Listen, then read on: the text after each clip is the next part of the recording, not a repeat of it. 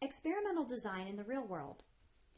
We learned what an experiment is in Chapter 5 and some of the terms that come up when discussing experiments: lurking variables, confounding, the placebo effect, and the fact that we want a randomized comparative experiment to control for these things. This set of lecture notes talks about specific measures we take to avoid these pitfalls in experiments. Let's remember the goal. We want to generalize our results to the population of interest and be able to defend the conclusions scientifically. In order to meet these goals, we need to have statistically significant results, and this is results that would rarely occur by chance, just by chance variation alone. Realistic setting, that is, treatment subjects and the environment of our experiment are the same as what would happen out in real life. And repeatability, the ability to repeat the experiment a number of times in various settings and get the same results. It's actually quite difficult to meet all of these criteria. It takes a lot of planning. It can be done, but it takes a lot of planning and resources. As a start to meeting this goal, we're going to learn 3 specific types of randomized comparative experiments. These specific types of randomized comparative experiments are referred to as the experimental design or design of the experiment. Design of the experiment is often abbreviated DOE, so if you ever see that in practice, that's probably what they're referring to. In a completely randomized experimental design, all the subjects are allocated at random among all the treatments. Just like we discussed before, you can have more than one explanatory variable. You use treatment combinations to conduct the study. And if you want a way to remember which one is a completely randomized design, a sort of analogous method in survey design is the simple random sample. Remember, in the simple random sample, when we were drawing a sample, we thought about that in terms of putting all the names in a hat and immediately drawing them out. We didn't divide them up before we drew them out or anything like that. So the completely randomized design is very similar. We have our subjects and we immediately randomly assign them to treatments. The second type of design that we're going to learn about is a block design. A block is a group of experimental subjects that are known to be similar in some way that is expected to affect the response to the treatments. In this type of design, the random assignment of subjects to treatment is carried out separately within each block. Remember back to survey design when we were talking about sampling, and we discussed the stratified random sample. We said the stratified random sample was like splitting your subjects into separate hats, or splitting the population into separate hats first, and then drawing a simple random sample from within each strata, from within each hat. The block design is similar to the stratified random sample, if you want to have a picture in your mind. The block design takes your subjects and first divides them up according to the blocking variable, and then the subjects are randomly allocated to treatments within each block. This way, each block is represented among all the treatments. This allows us to draw separate conclusions about each block. Remember, we said that a block is a group of experimental subjects that are known to be similar in some way that could affect the response to treatments. Well, what is a variable that can affect the response to the treatments, but isn't one that we necessarily account for? That used to be called a lurking variable. That's what we learned to call that. But if we account for it in this way, using a block design, then we call it a blocking variable. It's still not an explanatory variable because it's not one of interest, but it is lurking around behind the scenes, and if we don't count for it, it's going to skew our results. So when we have a potential lurking variable, but we're not necessarily interested in it the same way that we are with the explanatory variables, we can block on it and call it a blocking variable. By forming blocks to account for lurking variables, blocks reduce confounding. This way, if we're doing a study on reducing body fat percent with a new diet pill, We know ahead of time that gender affects how much body fat a person has. In general, women have higher body fat percent than men. But we're really studying the effect of the diet pill. Although we know a lot of the variability in our results is going to be accounted for by gender. So we could block on gender because it's something that's going to have an effect on our response, but it's not the variable of interest. It's not our explanatory variable. So in that case, we could use gender as our blocking variable, and our explanatory variable would be the diet pill, and our response variable, of course, would be loss of body fat percent, or whatever your response variable is. The third design of experiment that we're going to learn this semester is the matched pairs design. Sometimes you'll hear this called the dependent samples design. This is actually a special type of block design where you compare two treatments by choosing pairs of subjects that are as closely matched as possible on some variables. You randomly assign a member of a pair to a treatment. Sometimes a single subject serves as their own pair by taking both treatments. You could have a study on facial cream and put one facial cream on one half of your face and the other facial cream on the other half of the face. There are lots of examples where you serve as your own pair. But in this case, when you're using matched pairs, you randomly allocate the order of the treatments to the subjects in the pair. Now, to try to help tease out which design is which, a picture may be helpful. So we're going to draw a little picture of each one, starting with the completely randomized design. And we'll do the block design, and finally, the matched pairs. In the completely randomized design, you have your subjects. We'll pretend they're in this little cloud here. And you immediately randomly assign them to treatments. Let's say we have 3 treatments, so we'll randomly assign these subjects to the treatments. In a block design, you have your subjects,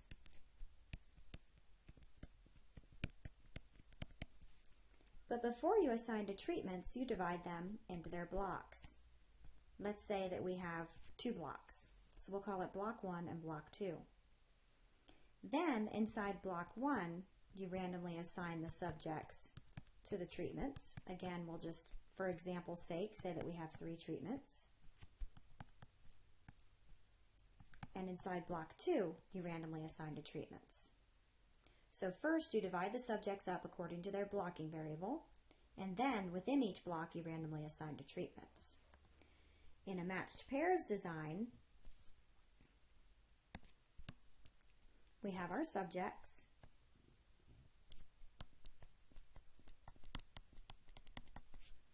and here, remember,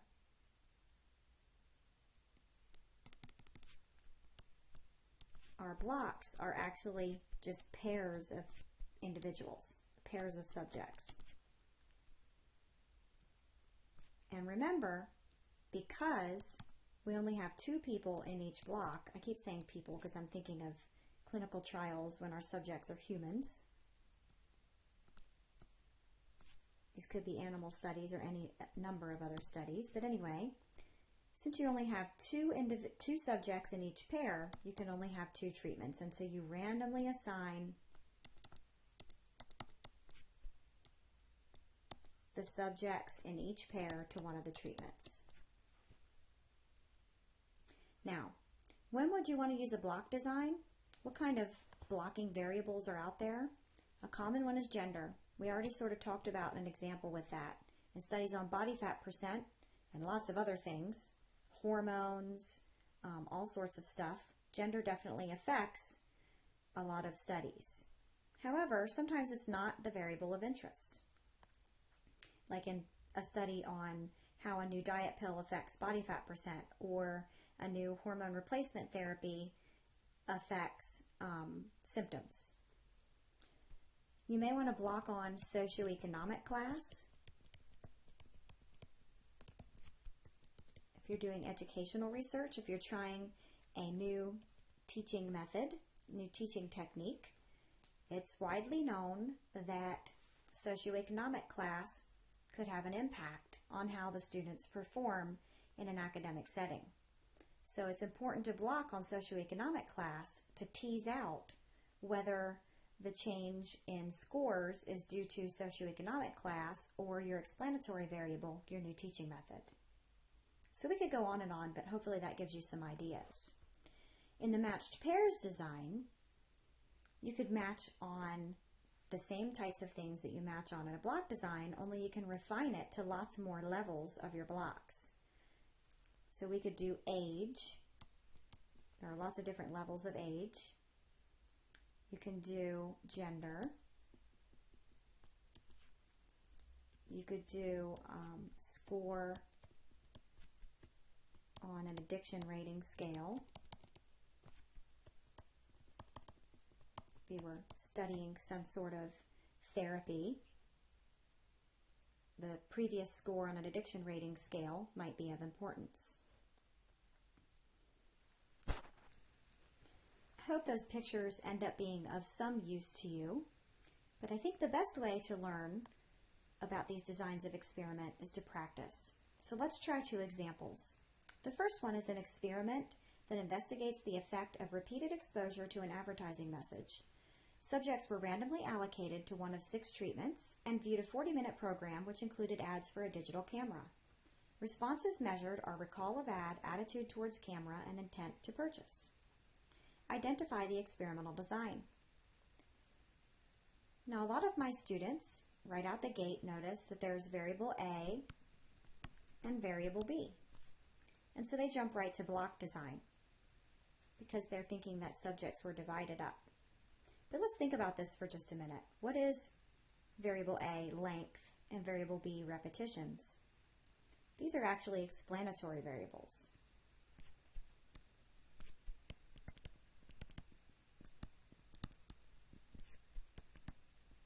We have 2 explanatory variables, and we have 2 levels of the first one and 3 levels of the second one, and that's what forms our 6 treatment groups. This is going to be a completely randomized design. Now, how are we going to recognize this in the future? Well, it really is looking for nothing going on. Notice in the blurb that described this experiment, we said nothing about dividing the subjects up by gender or socioeconomic class or any other factor.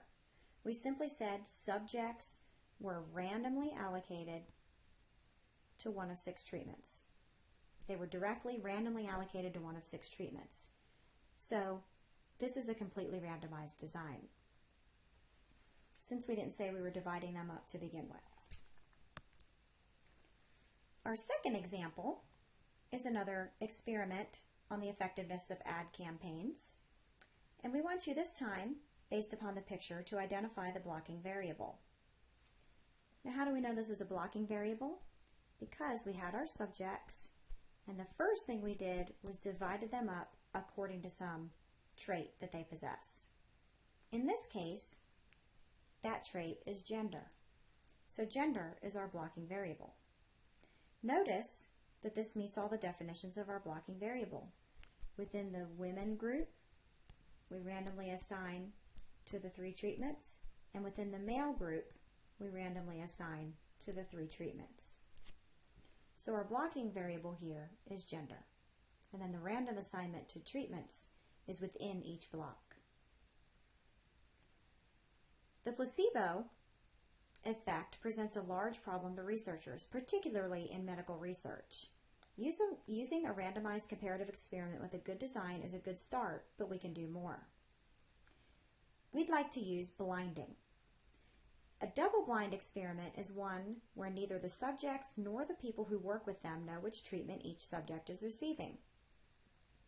Now keep in mind, lots of times we have physicians analyzing the results of a study. Maybe it's a depression study, and so they're evaluating the patient and determining how depressed they think the patient is. But the ones who are determining that in a double-blind experiment are not the ones behind the scenes who can match the subjects up to their treatments who are analyzing the results. This way, we keep bias out of the equation.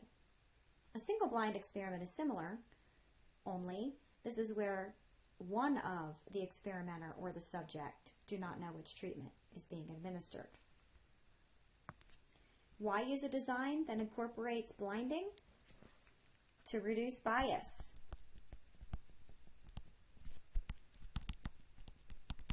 Remember we said that to reduce bias we have to have the best design possible. This is one way we can reduce bias.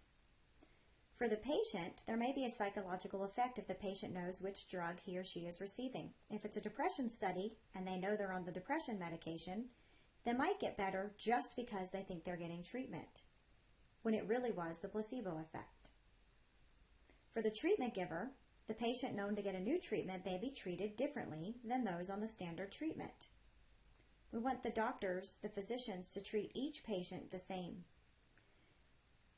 For a response measurer, a physician who has a preconceived notion of how the new treatment should work may be biased in his or her evaluation, especially when it's not a concrete variable you're measuring like weight, where you can just measure them on the scale. When you're measuring depression or some other latent trait, this can be a real problem.